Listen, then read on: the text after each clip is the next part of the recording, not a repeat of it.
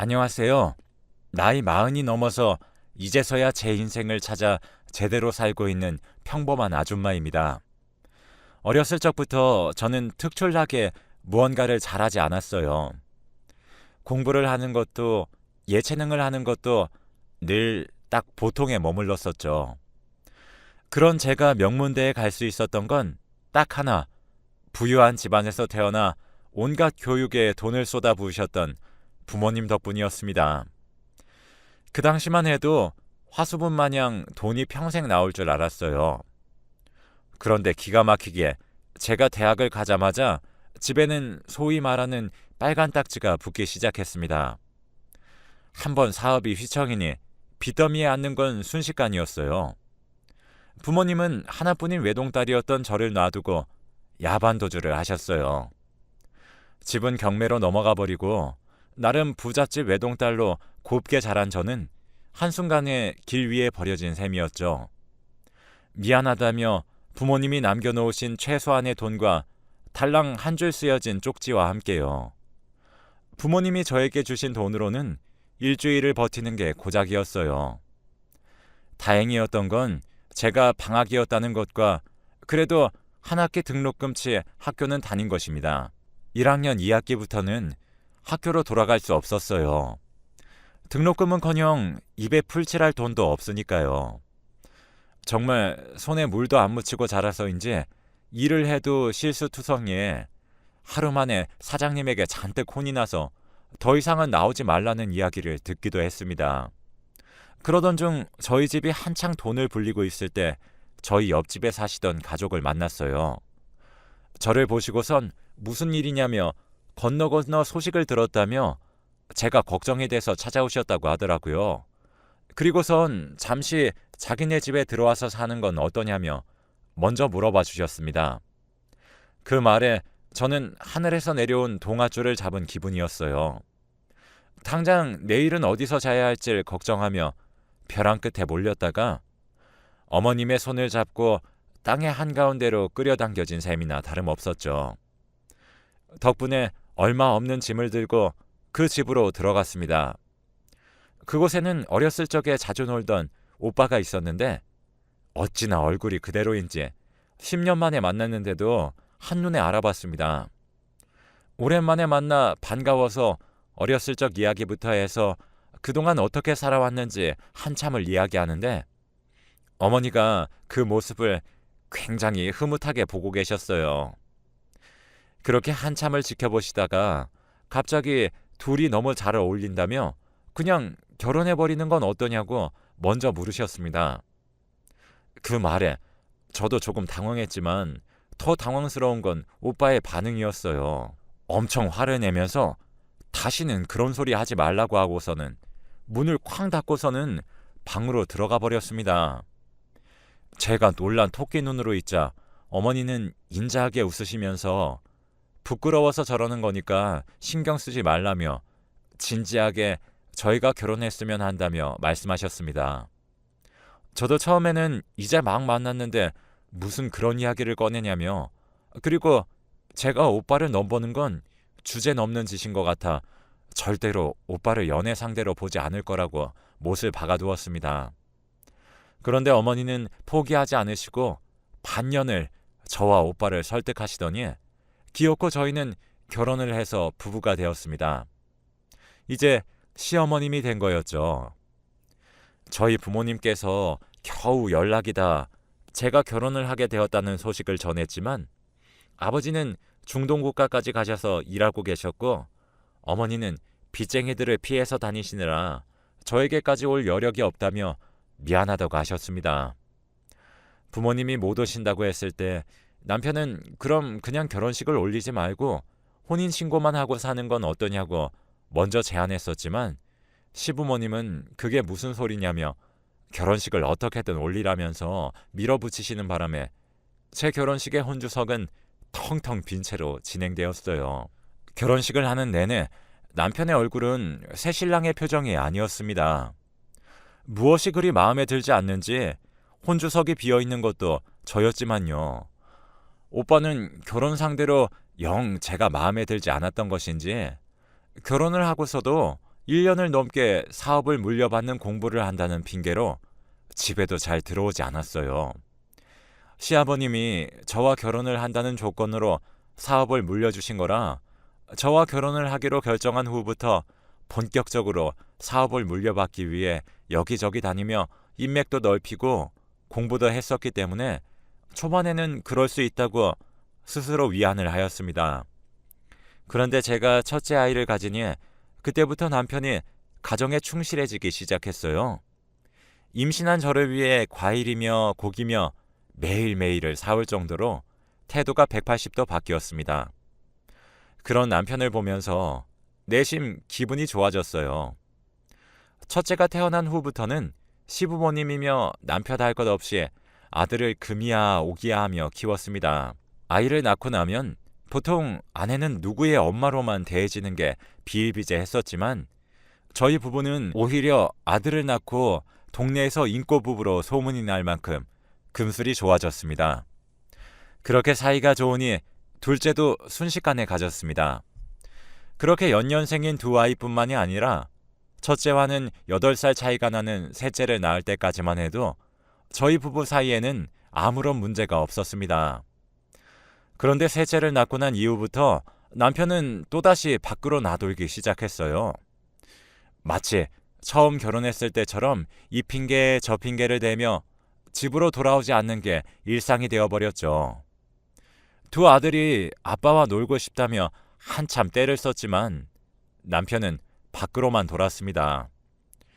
그렇게 남편이 집에도 저에게도 아이들에게도 신경을 쓰지 않고 7년을 살았어요.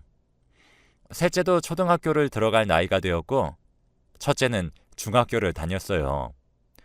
그런데 첫째가 태어날 때부터 기관지가 많이 약해서 학교에서 종종 쓰러지기도 하고 병원에도 입원을 했었는데 밖에서 쓰러질까봐 자기도 불안했는지 먼저 학교를 안 가고 집에서 홈스쿨링을 하고 싶다고 말하더라고요.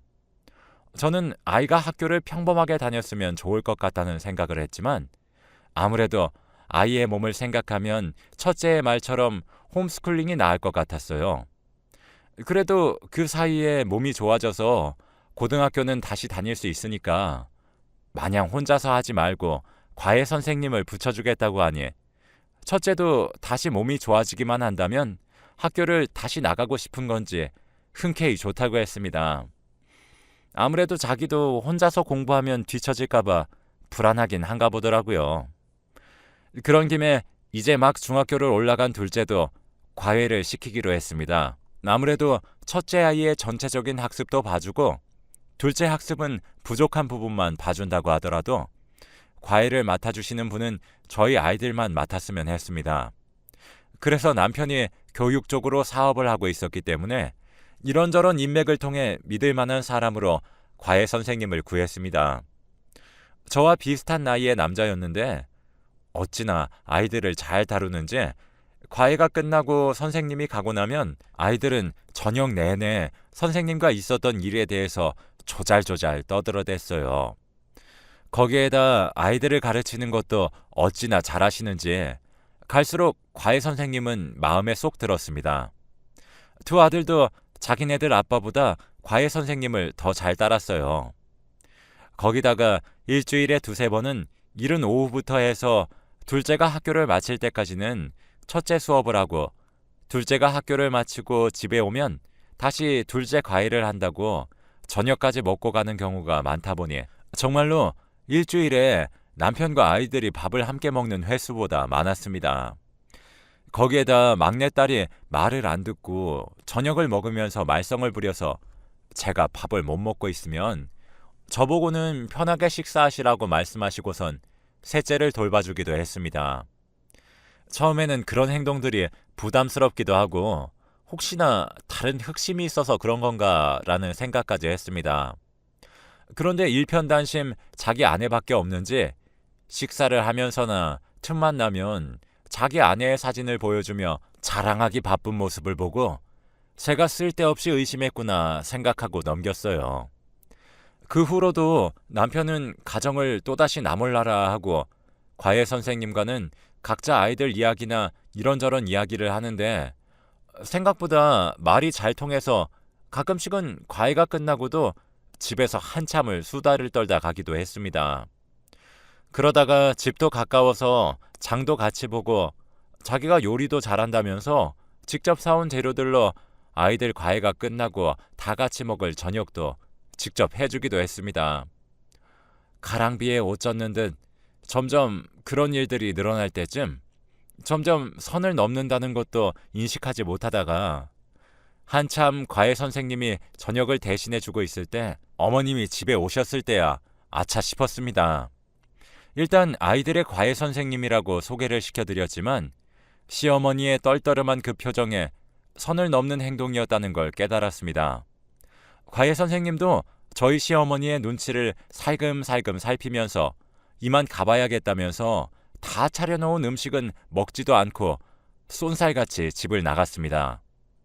그 이후로 어머님은 아무런 말씀을 하지 않으셨지만 하고 싶은 수십 가지의 말들을 꾹 누르시고서는 아범이 집에 많이 신경을 쓰지 않냐고 물어보셨어요.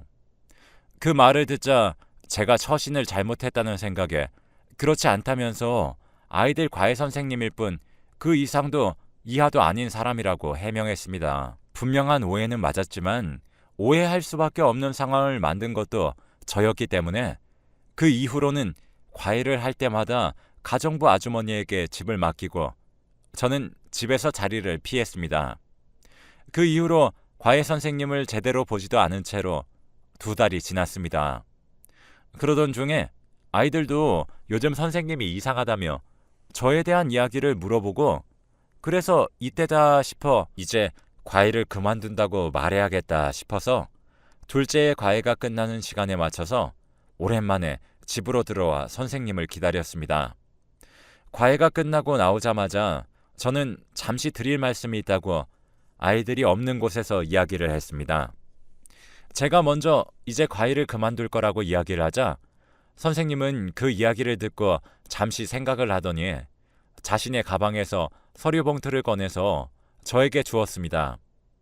제가 이게 뭐냐고 묻자 너무 죄송하다며 사진으로 먼저 확인하라며 서류 봉투를 직접 열어서 그 속에 있는 사진들을 꺼내서 저에게 보여주었습니다.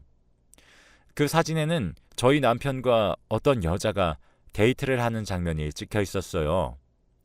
어이가 없어진 저는 이게 무슨 사진이냐며 저희 남편이 아니냐고 따져 물었습니다. 그러자 선생님은 뒤에 있는 사진들도 더 보시라며 제 손에 들려있는 사진 더미를 손수 뒤로 넘겨가며 보라고 하였습니다. 사진을 보지 않고 화를 내려다가 얼핏 보이는 남편의 불륜 현장에 찍힌 사진들에 저도 모르게 사진 속에 있는 여자를 유심히 살펴보았는데 자세히 보니 과외 선생님이 자기 와이프라며 자랑하던 그 사진 속 여자였습니다. 그리고 제일 마지막 사진에는 저희 결혼식 사진에서 저와 남편 그리고 그 여자가 나란히 서서 찍은 웨딩 사진을 보고 까무라쳐서 겨우 고개를 드니 과외 선생님은 죽을 죄를 지었다면서 무릎을 꿇었습니다. 과외 선생님은 울먹이면서 전후 사정을 모두 저에게 털어놓았어요.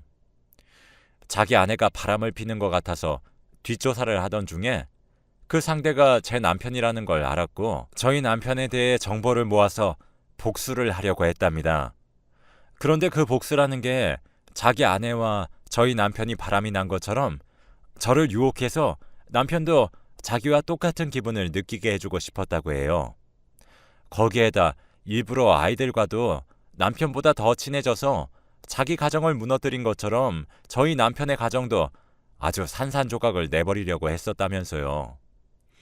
그런데 저와 이야기를 하면 할수록 자기의 죄책감도 너무 무거워졌고 지난번엔 시어머니와 마주친 이후로 저의 행동을 보고서는 절대 자기의 복수는 성공할 수도 없고 엄한 사람 힘들게 하는 것 같은 느낌에 다 털어놓는 거라고 했습니다. 그리고 저에게도 이혼 소송을 할 거면 그동안 자기가 모아놓은 증거들을 다 저에게도 주겠다며 이것보다 더한 사진들도 다 가지고 있다고 했습니다. 그래서 웨딩 사진은 대체 뭐냐고 따져 물으니 그건 자기도 잘 모르겠다며 자기 아내가 몰래 숨겨놓고 보는 사진이 있어서 혹시 몰라서 도움이 될까 싶어 복사해 놓은 것일 뿐이라며 자기도 정말 모른다는 듯이 이야기했습니다. 순식간에 날벼락을 맞은 것 같은 저는 머리가 어질어질해져서 어찌할 바를 모르고 잠시 생각해 보겠다고 한 후 일단은 과외 선생님을 돌려보냈습니다. 그리고 하루 정도 머리를 차분히 가라앉히고 생각해 보니 점점 남편이 가정에 소홀했던 시기들이 맞아떨어졌습니다. 과외 선생님이 알아본 바로는 저희 셋째가 태어날 무렵부터 지금까지 불륜을 저질러 오고 있었다고 합니다. 심지어 그 여자도 남편의 회사에서 일하는 사람인데 회사 사람들은 대부분 두 사람 사이가 심상치 않다는 것을 눈치채고 있었다고 해요.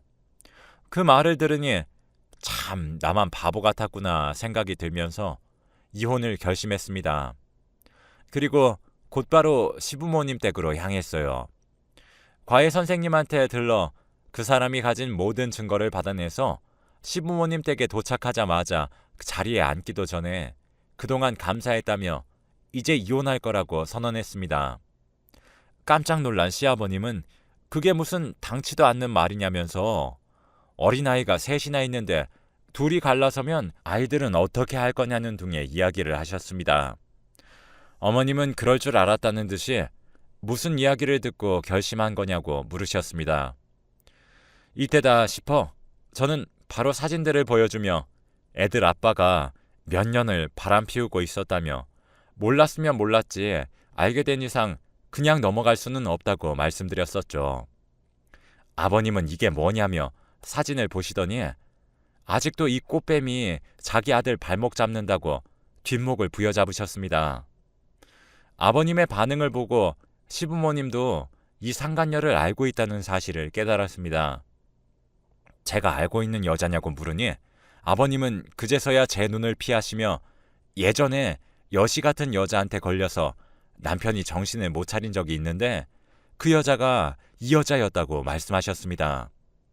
그리고 어머님은 저를 꼭 안아주시더니 미안하다며 사과하셨어요. 자기들의 욕심 때문에 아무 잘못도 없는 저만 고생했다면서 사실 남편은 그 여자와 결혼을 하고 싶어 했는데 워낙 집안도 안 좋고 학교도 제대로 졸업하지 못하고 미용실에서 일하는 여자였던 것이 시부모님 눈에는 단단히 찍혀서 결혼을 반대하셨답니다. 남편은 울고불고 3일 밤낮을 결혼을 허락해달라고 했지만 그것만은 절대 안 된다며 딱 잘라 이야기하셨고 얼마 후 저를 집에 데려오신 것이었어요. 그 여자는 제가 남편과 한 지붕 아래에 같이 산다는 것을 탐탁지 않아 했고 질투에 눈이 멀어 남편을 계속 닥달하다가 결국엔 한바탕 싸웠는데 그때 남편이 홧김에 저랑 결혼한다고 말해버린 것이었어요. 그 여자는 뒤늦게 울고불고 찾아왔지만 이미 결혼을 약속해버린 후라 되돌릴 수도 없는 노릇이었죠. 그런데 그 여자가 어찌나 심술궂은지 신부의 하얀 드레스가 자기도 입고 싶었던 것인지 제 결혼식 날 하얀 원피스를 입고 와서 당당하게 사진까지 찍고 간 것입니다. 결혼식을 올리자마자 둘의 불륜은 시작되었고 남편은 그 와중에 아들이 태어나고 여자도 부모님의 등살에 떠밀려 결혼을 했다고 해요. 그 이후로 몇 년은 각자의 가정에 충실하다가 여자가 경력이 단절되고 재취업한 곳이 저희 남편 회사였어요. 그때가 저희 셋째가 태어날 무렵이었고 둘의 불륜은 다시 시작된 것이었죠. 어머님도 1년 전쯤에 남편의 회사에 잠시 들렀다가 그 여자를 봤고 설마 하는 생각에 뒷조사를 하셨다고 합니다. 그런데 설마가 사람 잡는다고 역시나 남편은 바람을 피우고 있었고 그 사실을 알게 된 어머니는 남편에게 화내기도 하고 어르고 달래보기도 했지만 남편은 여전히 눈이 멀어 어머니의 쓴소리마저도 제대로 듣지 않았다고 합니다. 결국엔 제가 다 알아버려서 상처받게 된 건 정말 미안하다며 연신 사과를 하셨습니다. 이혼 소송을 하고 싶으면 하라면서 변호사 선임 비용은 어머님이 책임지겠다 하셨죠.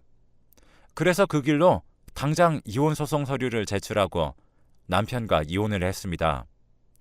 남편은 제가 집에서 뭘 했었냐면서 위자료는 한 푼도 없다며 날뛰었지만 제가 그동안 혼자 아이 3명을 케어한 것을 인정받아 1억이 넘는 돈을 위자료로 받을 수 있었습니다. 물론 저는 남편뿐만이 아니라 상간녀에게도 소송을 통해 위자료를 왕창 받아냈습니다. 상간녀는 저에게 줄 돈이 없어서 매달 월급의 반 가까이 되는 돈을 저에게 바쳐야 하는 수준이었습니다.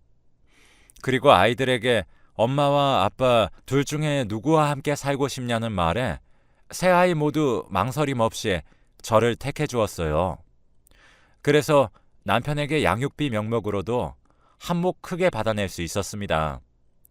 시부모님은 그런 남편을 보고 한심하다며 그동안 사업이며 뭐며 도와주시던 부분들을 싹 다 끊어버리시고서는 그 여자랑 행복하게 살라고 하셨다고 전해 들었습니다. 이혼하면서 받은 돈으로 그동안 관심 있었던 제가 제빵에 도전하고 있습니다. 조만간 작게 가게를 열어볼 생각이에요. 최근에는 아이들 과외 선생님이었던 분과 아침에 산책도 같이 할 정도로 친해졌습니다. 편한 동네 친구는 처음 만들어 본 것 같네요. 아이들과도 가끔씩 함께 만나서 밥도 먹고 예전처럼 수다를 떨기도 하는데 제 인생에서 이렇게 편안한 적은 처음인 것 같네요. 제가 좋으면 하고 싫으면 안 하는 게 처음이라 아직 낯설긴 하지만 이제서야 제 인생을 찾았다는 생각을 합니다. 여러분들도 각자의 인생 소중하게 여기고 행복하게 사셨으면 좋겠네요.